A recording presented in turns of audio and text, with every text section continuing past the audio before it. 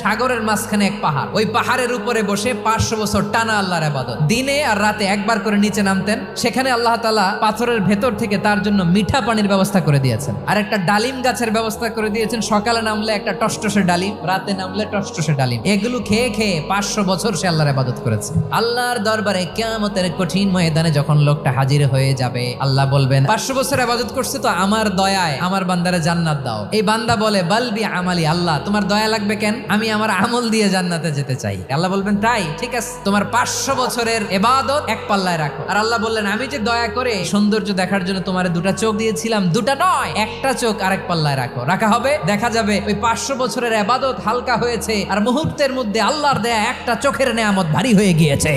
ফলাফল দেখো, হিসাব বলে তুমি এখন জাহান্নামে যাবা, যাও এবার জাহান্নামে যাও। এবার লোকটা কাচুমাচু করে বলে আল্লাহ এবার আমি বুঝতে পেরেছি তোমার দয়া ছাড়া দুনিয়ায় কেউ জান্নাতে যেতে পারবে না।